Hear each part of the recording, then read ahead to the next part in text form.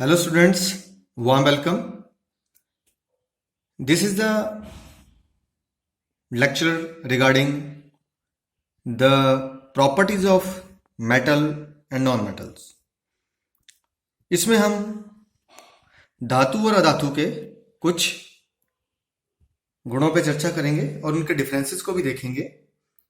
और जो ये डिफरेंसेस हैं ये क्लास 8th के, क्लास 10th के लेसन नंबर 3 और क्लास 9th के लेसन नंबर 2 का पार्ट है। तो please be with me. Class 8th lesson number 4 materials, metal and non metal. Similarly class 10th chapter number 3 metal and non metal, and in 9th it is a part of second chapter.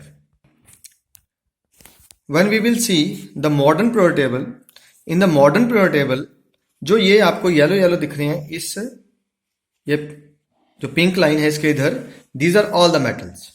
जो हमारा आधुनिक आवर्त सारणी है उसमें ये जो आपको पिंक कलर है इसके इधर जितने भी ठीक है एलिमेंट्स हैं, दीज आर द मेटल्स।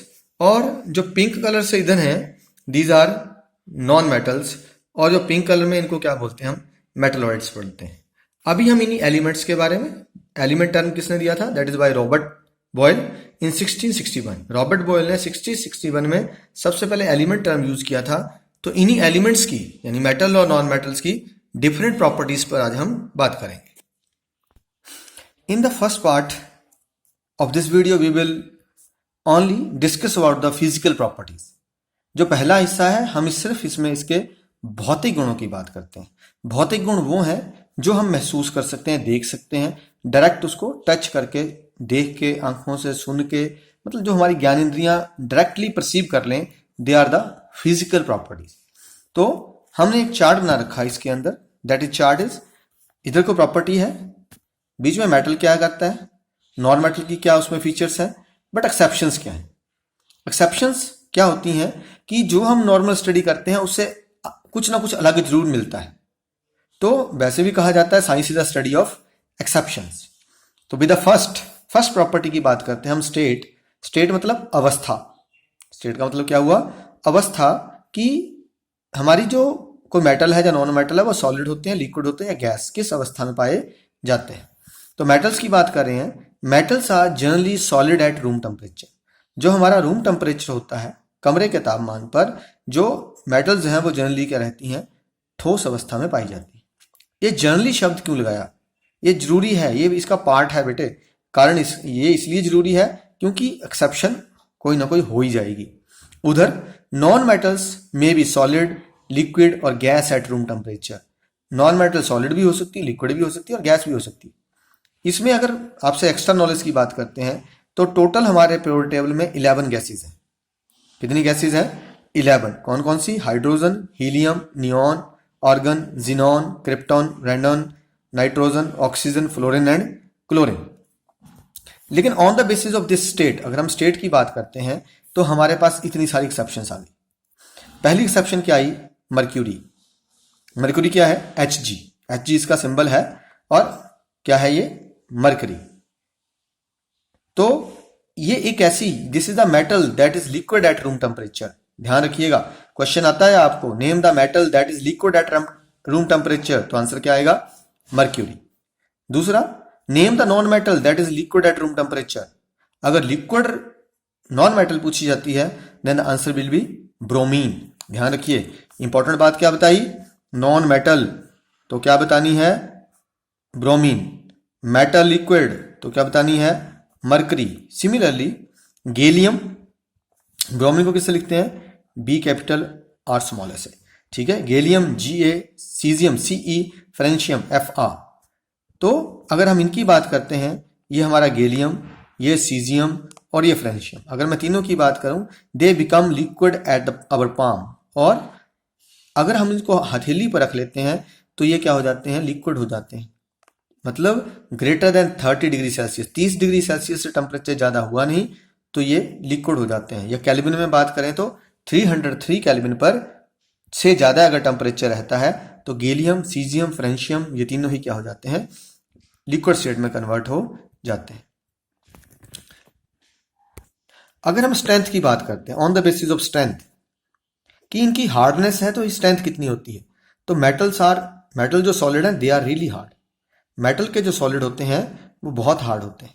जैसे आपने लोहा देखा होगा, देखा ना लोहा, आयरन हार्ड है, कॉपर हार्ड है, एल्यूमिनियम हार्ड है, तो ये सारे हार्ड ही मिलते हैं। Non metal solid are brittle, लेकिन जो नॉन मेटल के सॉलिड है वो ब्रिटल होते हैं, पुरबुरे होते हैं। मतलब समझ गए, जैसे हम सल्फर देते हैं, सल्फर मतलब कुत्ते को गंधक अगर आपने दिया हो, कभी वो पीले पीले रंग वाला होता है तो दैट इज सल्फर, उसको ऐसे करो हाथ से भुर जाता है। तो non metal solid are brittle, but exception फिर यहाँ पे है। कौन कौन सी मेटल? Sodium, potassium, lithium. ध्यान रखिए, लिखा कुछ और हो सकता है लेकिन मेरी आवाज सुनिए, आवाज में भी बड़ी बातें अलग बोल रहा हूँ। Na किसका है? सोडियम। के क्या है? पोटेशियम। Li क्या है? Lithium. That can be cut with knife. ये ऐसी मेटल है, इनको हम चाकू से काट सकते हैं। देखिए, हमने बोला मेटल बहुत हार्ड है, लेकिन 3 मेटल्स हैं जो चाकू से कट रही हैं। ऑन द अदर हैंड, हमने क्या बोला? नॉन मेटल जो सॉलिड है दे आर ब्रिटल। ये तो क्या है? ये भंगुर है। ठीक है, नॉन मेटल के जो क्या होते हैं, ठोस होते हैं, वे भंगुर अवस्था में होते हैं। लेकिन diamond, the allotrope of carbon, is non hardest substance. आज तक का सबसे जो कठोरतम पदार्थ है वो क्या है? हीरा है। और हीरा किसका अपरूप है? कार्बन का। कार्बन कौन है? नॉन मेटल है। तो आपके लिए क्वेश्चन आ गया यहां से, ठीक है, the allotrope of which metal is non hardest substance on this earth? तो आंसर क्या आएगा? Carbon. The name the hardest substance on the earth, तो क्या आएगा? डायमंड। या ठीक है, तो कुछ भी इसके अंदर हो सकता है, आप इसको यूज कर सकते हैं। एक्सपेरिमेंटल भी दे सकते हैं। ये मेरे पास मेटल है, देख सकते हैं कितनी कठोर है, और ये कार्बन, ठीक है तो सॉलिड है कोयला, लेकिन अगर मैं चाहूं तो उसको क्या कर सकता हूं? ये बड़ी आसानी से टूट गया। इसका मतलब ये क्या हुआ? This is brittle. तो यहां से ये पता लग गया कि ब्रिटल किसको बोलते हैं, और ठीक है, जो आपके पास स्ट्रॉन्ग स्ट्रेंथ है वो क्या चीज है। Move to third point, lustre. Lustre को क्या बोलेंगे? The substances those have the shine, ऐसे वस्तुएं जिनमें चमक होती है। फिर वही क्वेश्चन आएगा, मेटल्स आर जनरली लश्चरस। धातुएं क्या? धातुओं में चमक होती है। Non metals are non lustre generally, आमतौर पर धातुएं ठीक है चमक विहीन होती हैं। फिर एक्सेप्शन, एक्सेप्शन क्या आ गई? Iodine is non metal but have lustre. क्या है? आयोडीन एक अधातु है परंतु इसमें फिर भी चमक होती है। तो एक्सेप्शन देखिए फिर इसके पास है। अब आप फिर से चेक कर सकते हैं, देखिए चमक रही है, और ये मेरे पास नॉन मेटल है, क्या चमक रहा है? नहीं ना, तो यहां से ये क्लियर हो गया। उसके बाद sonorous. Sonorous means the property of producing ringing sound, जो खनकती हुई आवाज पैदा करते हैं उन्हें क्या बोलते हैं हम? Sonorous. Metals are sonorous generally, जो मेटल्स होते हैं ये क्या करते हैं? ध्वनिक होते हैं। और non metals are non sonorous, non metal ध्वनि नहीं पैदा कर सकते हैं। आप इसको चेक कर सकते हैं, देखिए सुनिएगा, रिंगिंग साउंड आई और मैंने इसको, क्या ये गूंजा? देखिए, राइट, आपने देखा जो मेटल है वो क्या कर रही है? उसकी आवाज गूंज रही है, तो दैट इज सोनोरस। अगले पॉइंट पे चलते हैं, ठीक है। प्रॉपर्टी क्या आया हमारे पास? मेलिएबल। मेलिएबल क्या होते हैं? Property of metals by which they can be beaten into thin sheet, वो प्रॉपर्टी जिससे हम मेटल्स को क्या कर सकते हैं? पीट पीट के चादर बना सकते हैं। फिर वही, metals are generally malleable nature, gold silver जो भी है आप इसको हथौड़े से पीटिए, क्या हो जाएंगे? ये चपटे हो जाते हैं। While non metals are generally non malleable, जो नॉन मेटल्स होते हैं वो क्या नहीं होते हैं? वो नॉन मेलिएबल होते हैं, मतलब ये आघात वर्ध्य नहीं होते हैं। आघात मतलब चोट लगने पर ये नहीं फैलते हैं। लेट्स इसका भी एक्सपेरिमेंट साथ ही कर लेंगे। To test the malleability we need one hammer, एक हथौड़ी चाहिए, एक कोई आयरन पीस चाहिए और एक कोयले का पीस चाहिए, राइट। अब क्या कीजिए, कोयले का पीस लीजिए और हथौड़ी लीजिए और उसको क्या कर दीजिए, आप इस तरह से पीट के देखिए। देखिए क्या हो रहा है, ये एक्चुअली ये क्या है? ये ब्रिटल है, ये कार्बन है, ब्रिटल है, that's why it is not malleable. ये शीट नहीं बन रही है बल्कि टूट रहा है। और अगर मैं इसको पीटूं तो क्या होगा? आप देख रहे हैं जितनी मैं पिटाई कर रहा हूं उतना ये किनारा कहां को जा रहा है? बाहर को जा रहा है। In this way you can test the malleability of metal and non metals. Next property is ductile. Ductile means the property of metals to be drawn into wires, कि हम क्या करते हैं? मेटल्स को क्या कर सकते हैं? खींच के उनकी तारें बना सकते हैं। तो metals are generally ductile in nature. Metals क्या होती हैं, डक्टाइल होती हैं नेचर में, और गोल्ड जो है that is most ductile. We can draw 2 kilometre wire from 1 gram of gold. 1 gram gold से 2 किलोमीटर लंबी तार बन जाती है, किसकी, मेटल की, राइट। और non metals are generally non ductile. हमने देखा कोयले को, ये तो क्या हुआ, पिस गया। इसी तरह से ये देख सकते हैं मेटल क्या बनी हुई है बीच में तारें, ये कॉपर की वायर्स हैं। ये क्यों बनी, बिकॉज यहाँ क्या हुई है, बिकॉज ऑफ द डक्टिलिटी, इनके अंदर तन्यता का गुण है।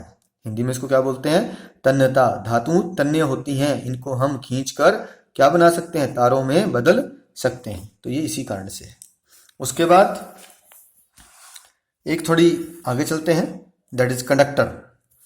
क्या होता है conductor, the property of a substance to pass dash through it. Dash क्यों छोड़ा मैंने, अगर कोई ये यहां लिख दे इलेक्ट्रिक कंडक्टर तो डेफिनेशन बन जाएगी the property of a substance to pass, ठीक है, टू अलाउ या to pass the current through it, तो इलेक्ट्रिक हो गया। अगर कोई बोले हीट तो क्या आएगा, the property of a substance to pass the heat through it. तो जो भी है आपने यहाँ डैश में भर लेना है, आंसर मिल जाएगा। फिर क्वेश्चन आ गया आपके पास, फिर डिफरेंस क्या है, metals are good conductor of electricity. Metal जो होती है इलेक्ट्रिसिटी की बहुत अच्छी होती हैं, और सबसे बेस्ट कंडक्टर कौन है, सिल्वर। फिर बात याद आई आपको, अगर सिल्वर सबसे अच्छी कंडक्टर है तो तारें ज्यादा है बाहर, बड़ी बड़ी तारें तो एल्यूमिनियम की होती हैं, और घरों में कॉपर की होती हैं, सिल्वर की क्यों नहीं होती।